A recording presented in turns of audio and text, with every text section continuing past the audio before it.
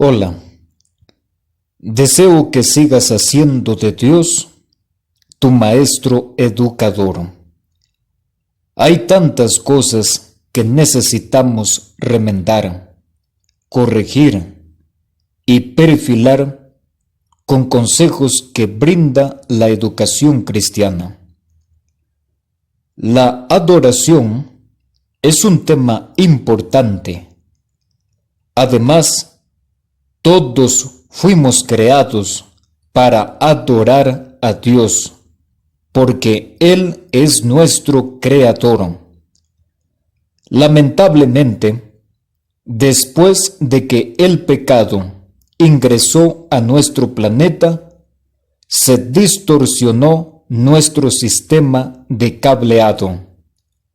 Desde ese entonces, nuestras expresiones de adoración comenzaron a desviarse y a mostrarse equivocadamente, tanto que la gente, por un lado, adora cosas falsas y por otro lado, adora algo verdadero, pero lo hace de la manera equivocada. Sin embargo, el problema más complejo es que las personas dirigen su adoración a Dios de una manera que el mismo Dios las rechaza. Bien, en la lección de esta semana hemos estudiado acerca de la adoración en la educación. La adoración es parte del ser humano. Fuimos creados como seres que, con la libertad que Dios nos dio, adoramos al Señor porque lo amamos y sabemos que es digno de nuestra adoración. Todos tenemos la necesidad innata de adorar, pero como adoradores, podemos correr el riesgo de adorar cosas incorrectas. Por lo tanto, como la adoración es fundamental en la experiencia cristiana, toda verdadera educación debe abordar el tema de la adoración. El texto clave de la lección de esta semana se encuentra en Primera de Crónicas, capítulo 16, versículo 29. Y la palabra de Dios dice: Dad a Jehová la honra debida a su nombre, traed ofrenda y venid delante de él, postraos delante de Jehová en la hermosura de la santidad. El antiguo Israel debía ser una nación santa, apartada de las malas costumbres que la rodeaban. Las naciones vecinas, en torno al pueblo de Dios, tenían prácticas de adoración muy malvadas, terribles y degradantes, tanto así que sacrificaban niños en sus altares de adoración. En cambio, el pueblo de Dios fue llamado e instruido a presentar una adoración libre de corrupción y tenían que ser santos de corazón y mente. Permanecer en la hermosura de la santidad es humillarnos delante de Dios, abandonar el ambiente malo, espantoso, dañino y degradante que produjo el pecado, para entrar en un lugar limpio, puro, lleno de paz y alegría. Gracias a la presencia de Dios, el ser humano puede vivir rodeado de semejante hermosura, de santidad.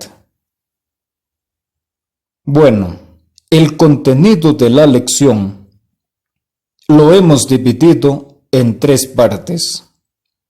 En la primera parte conoceremos de la adoración en espíritu y en verdad.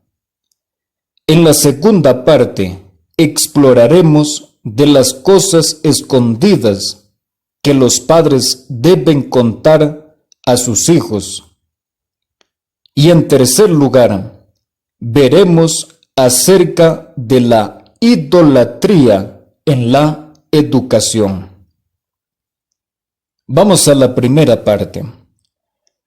Uno de los relatos más maravillosos del Nuevo Testamento sobre cómo Jesús atendió las necesidades de las almas quebrantadas se encuentran en la historia de Jesús y la mujer en el pozo.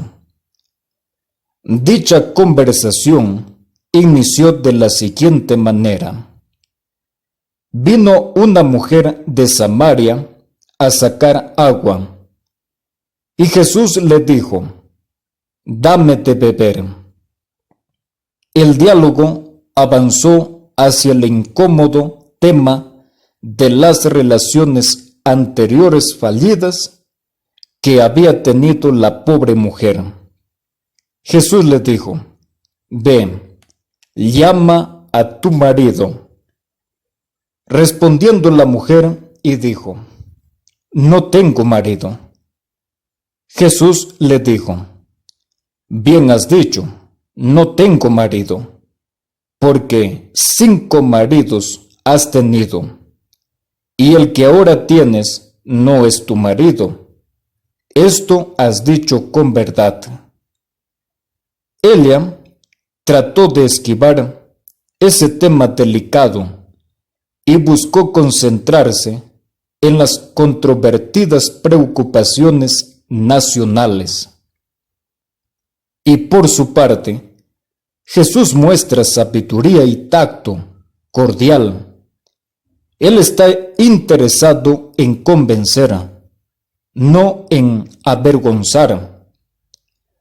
Así que, volviendo a su conversación, la mujer aprovecha su oportunidad de oro para que un profeta resuelva un tema controversial sobre los lugares de adoración adecuados. Ella declaró, «Nuestros padres adoraron en este monte, y vosotros decís que en Jerusalén es el lugar donde se debe adorar». La clásica respuesta por parte de Jesús fue, «Ni en este lugar, ni en Jerusalén adoraréis al Padre». Y Jesús prosigue explicándole el tema de la adoración. «Mas la hora viene, y ahora es, cuando los verdaderos adoradores adorarán al Padre en espíritu y en verdad. Porque también el Padre, tales adoradores busca que lo adoren». Dios busca una clase específica de verdaderos adoradores.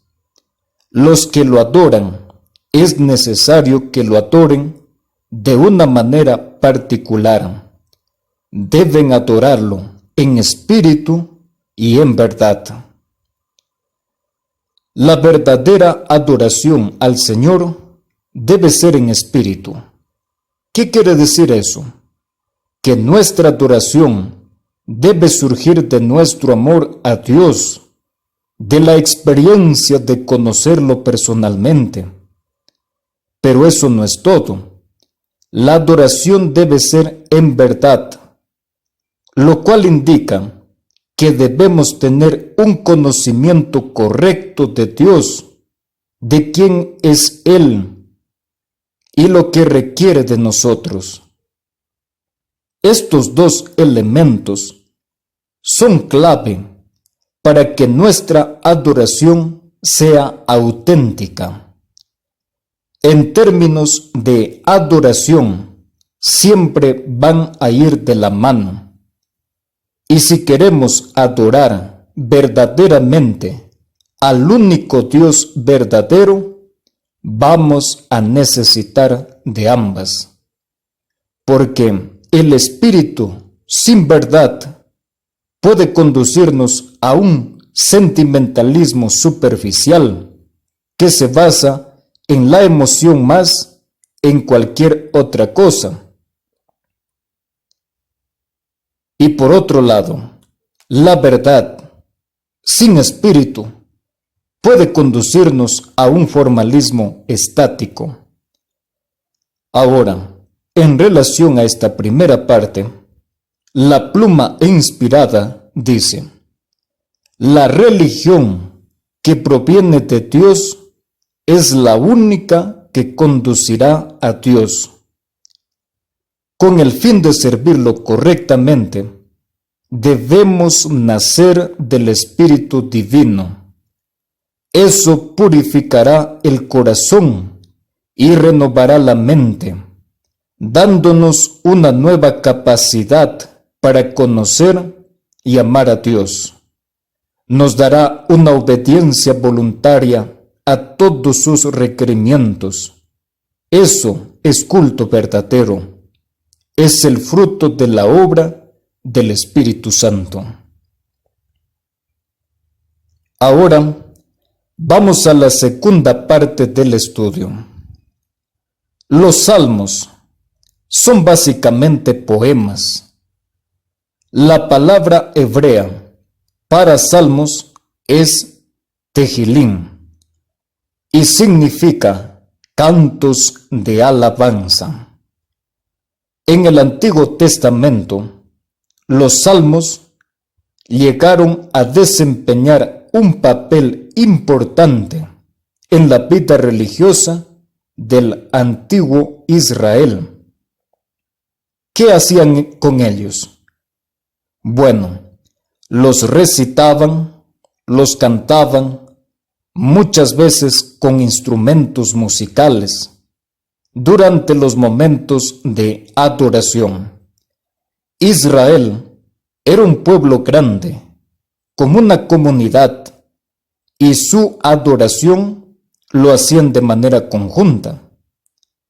Los salmos no solo nos impulsan a adorar a Dios, también nos dan la educación necesaria para poder realizar esa adoración correctamente. Todo el mundo debía aprender del Dios de Israel. Ese era el mensaje esencial. Observa la educación que debían transmitir los padres a sus hijos. Escucha, pueblo mío, mi ley. Inclinad vuestro oído a las palabras de mi boca. Abriré mi boca en proverbios. Hablaré cosas escondidas desde tiempos antiguos, para que lo sepa la generación venidera, y los hijos que nacerán, y los que se levantarán, lo cuenten a sus hijos, a fin de que pongan en Dios su confianza, y no se olviden de las obras de su Dios, que guarden sus mandamientos. La educación de Israel incluía enseñarles a los hijos las historias sobre las relaciones del Señor con la nación elegida. Los padres tenían que contar a sus hijos las maravillas que Dios había hecho por ellos a lo largo de toda la historia cristiana. La educación consistía en que los padres enseñen a sus hijos a conocer y a obedecer la ley de Dios. La educación verdadera inevitablemente nos conducirá a presentar una adoración verdadera. La educación verdadera nos impulsará a adorar a Dios de corazón, no solo de palabras. Finalmente, veamos acerca de la idolatría en la educación. Una teoría que se basa mayormente en la filosofía del padre de la sociología moderna, Émile Durkheim, declara que todas las sociedades desarrollan un conjunto de rasgos y valores que creen que asegurarán su supervivencia. Seguidamente, cada sociedad simboliza sus rasgos y valores con un animal. Poco a poco, cada sociedad comienza a adorar al animal, que es una representación simbólica de sus propios rasgos y valores. La cuestión queda muy clara. Las sociedades terminan adorando a una deidad que es simplemente una manifestación colectiva de sus propios rasgos y valores. Y la religión pasa a ser un asunto donde las personas se adoran a sí mismas. Mira, todos los cristianos creen que Dios es digno de adoración, pero hasta ahí llega el consenso. Ahora, ¿cómo adorar? ¿Cuándo adorar? ¿Dónde adorar? ¿Con qué frecuencia adoramos? En esto es lo que debemos reflexionar y estudiar. Ya dijimos anteriormente, Israel estaba rodeado de pueblos muy religiosos y sumamente dedicados a adorar a sus dioses. Ahora, la única manera de que el pueblo de Dios no quedase atrapado en la idolatría y la adoración falsa que los rodeaba era practicar la adoración verdadera hecha al Dios verdadero. Vez tras vez, los profetas de Dios les educaban en cómo presentar esa verdadera adoración. Aún así, muchos cayeron en las prácticas idólatras contra las que se les había advertido específicamente. Satanás ha buscado la manera de introducir sus mentiras y engaños en la educación. Intenta levantar tradiciones humanas por sobre la palabra de Dios. Cristo enfrentó un caso de la idolatría en la educación. Le preguntaron pues los fariseos y los escribas: ¿por qué tus discípulos no andan conforme a la tradición de los ancianos, sino que comen pan con manos inmundas? Ahora, ¿cuál era la tradición de los ancianos que los discípulos supuestamente estaban desobedeciendo?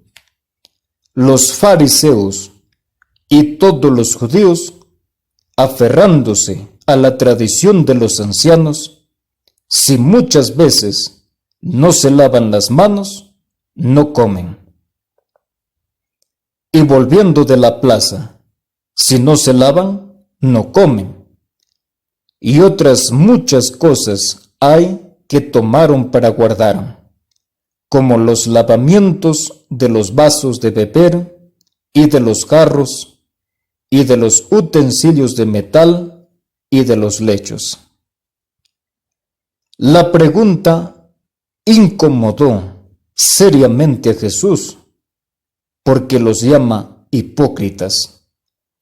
Realmente, era un pueblo que honraba a Dios solamente de labios, porque sus corazones estaban lejos de Él.